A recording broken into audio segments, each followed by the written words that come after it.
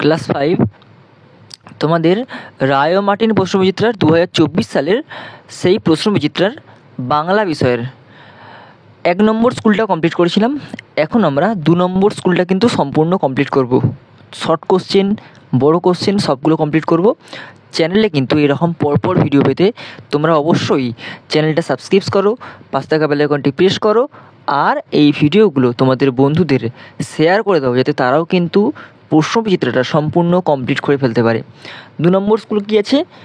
বইটা MN high school HS, খুব গুরুত্বপূর্ণ স্কুলটা, কিন্তু অবশ্যই স্কুলটা কমপ্লিট করব, প্রত্যেকেই কমপ্লিট করব সমস্ত উত্তরগুলো। ওকে, চলে আসা যাক সম্পূর্ণ আগে ভিডিওতে। একের দাগে দেখো, চলে আসা যাক আমাদের প্রশ্নই। একের দাগে দেখো, সঠিক উত্তর নির্বাচন, সঠিক উত্তর বেছে নিয়ে লেখো। একের দাগের সঠিক উত্তরটি বেছে নিয়ে লেখো। 1 লিমেরিক এই কবিতাটি তর্জমা করেছেন কে?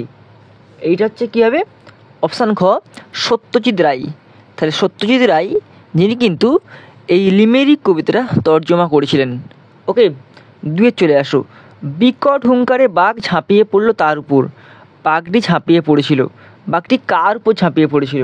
বাঘটা কিন্তু ধনাইয়ের উপর ঝাঁপিয়ে পড়েছিল। অপশান গ হচ্ছে কি ধনের উপর কিন্তু বাঘটা ঝাঁপিয়ে পড়েছিল। 1-3 দেখো, এমন কিছু শব্দ আছে যা দিয়ে পুরুষ বা স্ত্রী কিছুই বোঝায় না, সেগুলি হলো। তাহলে এমন কিছু শব্দ আছে এগুলো স্ত্রীও বোঝায় না, আবার পুরুষও বোঝায় না, যেমন ক্লিবলিঙ্গ। তাহলে যাকে আমরা স্ত্রীও বুঝতে পারবো না, আবার পুরুষও বুঝতে পারবো না।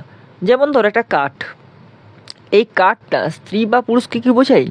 বোঝায় না। তাহলে কাঠ, বই, খাতা, পেন্সিল, কাঁচ, এগুলো কিন্তু ক্লিবলিঙ্গের উদাহরণ হবে। ওকে, এবার চলে আসো 1-4।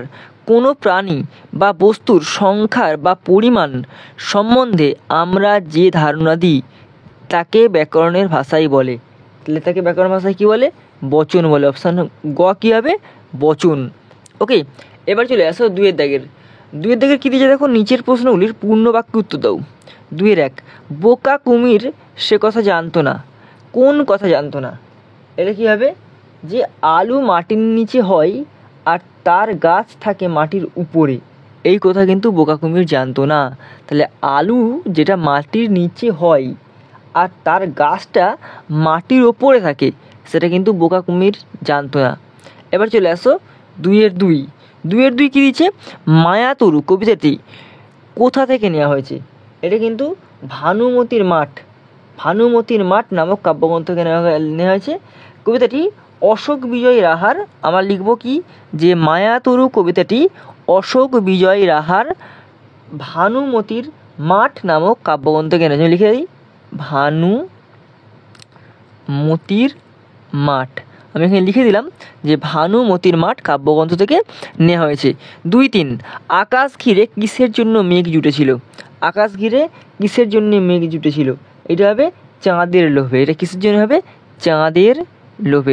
চাঁদের লোভে কিন্তু মেঘ জুটেছিল। 2-4 দেখো, তরাই কি? তরাই হচ্ছে পার্বত্য নদীবাহিত নুড়ি, পাথর, বালি, কাঁকর জমে পর্বতের পাদদেশে যে জঙ্গলাকীর্ণ স্যাঁতস্যাঁতে অঞ্চল সৃষ্টি করে তাকে আমরা তরাই বলবো। ওকে, এবার চলে আসো 2-5, একটি সমষ্টিবাচক শব্দযোগে বহু বচনের উদাহরণ দাও। কী হবে? একটা সমষ্টিবাচক শব্দ করতে হবে এবং বহু বচন হবে। ধর আমি বললাম নক্ষত্রমণ্ডলী, এটা বললাম, তাহলে কী হবে? এটা নক্ষত্র যুক্ত মণ্ডলী। দেখতে পাচ্ছ, নক্ষত্র যুক্ত মণ্ডলী, এটা হবে কি? নক্ষত্রমণ্ডলী। ওকে, এবার চলে আসো লিঙ্গ পরিবর্তন করো। 2-6, কবি কিন্তু পুংলিঙ্গ, স্ত্রীলিঙ্গে কী হবে? মহিলা কবি। স্ত্রীলিঙ্গে কী হবে? মহিলা কবি। গুণবান থেকে কী হবে? গুণবতী। ওকে, গুণবান থেকে কী হলো? গুণবতী। ওকে, এবার চলে আসো 2-7, এক বচন কাকে বলে? 2-7 কী দিয়েছে? এক বচন কাকে বলে? এক বচন কি? যার দ্বারা এক বা একটি মাত্র সংখ্যাকে বোঝায় তাকে এক বচন বলবো।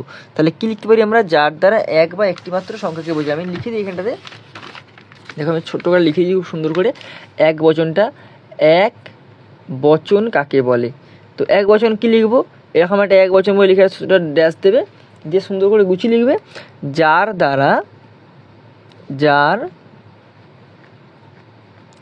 দ্বারা তোমরা দেখতে পাচ্ছ তো, যার দ্বারা এক,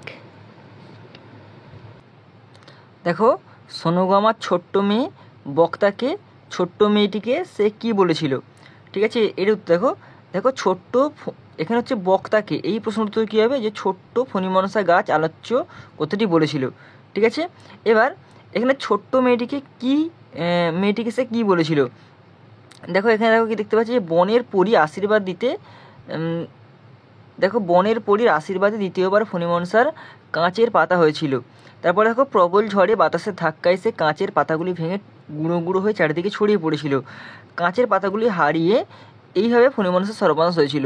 ওকে, এবার চলে আসো পরের প্রশ্নটা কী দিয়েছে, দেখো ওরা পিছনে ছুটে একটা ছোপের আড়ালে পালালো। এখানে কাদের কথা বলা হয়েছে, তাদের পালানোর কারণ কি? দেখো এটা দেখো উত্তর কী হবে, দেখো হঠাৎ যখন ঝড় আসছিল বলে দুপুরবেলা কালো মেঘে আকাশে ঢেকে গিয়েছিল, চারিদিকের গাছপালা নদীর জলও যেন মেঘের মতো কালো বর্ণ ধারণ করেছিল, তাই দুপুরবেলা চারিদিকে অন্ধকার হয়ে গেল। ওকে, এবার চলে আসো পরেরটা, দেখো কী দিচ্ছে, মেঘের খেলা কবির মনে কোন কোন স্মৃতি বয়ে আনে। এটা দেখো মেঘের খেলা কবির মনে তার ছেলেবেলা নানা স্মৃতি বয়ে আনে। মেঘের খেলা দেখে তার মনে পড়ে ঘরের কোণে লুকোচুরি খেলার কথা, আর একই সঙ্গে কবির মনে পড়েছিল ছেলেবেলার বৃষ্টির গানের কথা, মায়ের ঘরে আলো করা হাসি মুখের কথা এবং মেঘের ডাকে ভয় পাওয়ার কথা। ওকে, এবার দেখো কী দিয়েছে, দেখো কবির মনে পড়েছিল ঘরে মিটিমিটি আলো জ্বলছে, দেয়ালের কাছে ছায়া পড়েছে এবং বাইরে বৃষ্টি পড়ার শব্দ হচ্ছে। ওকে, আর দুরন্ত ছেলেটি চুপ করে মায়ের কাছে বসে গল্প শুনছে। তাহলে আর দুরন্ত ছেলেটি চুপ করে বসে মায়ের কাছে বসে গল্প শুনছে।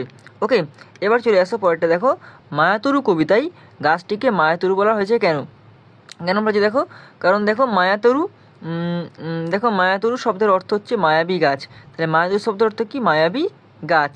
কবি একটি নির্দিষ্ট গাছকে দিনের বিভিন্ন সময় বিভিন্ন রূপে দেখেন। গাছটিকে কখনো ভূত, কখনো বা ঘাড় ফোলা ভালুক, কখনো বা হীরের মাছের তৈরি মুকুট, আবার কখনো রূপালী ঝালর বলে কবির মনে হয়। তাই কবিকে মায়াতরু বলা হয়েছে। ওকে।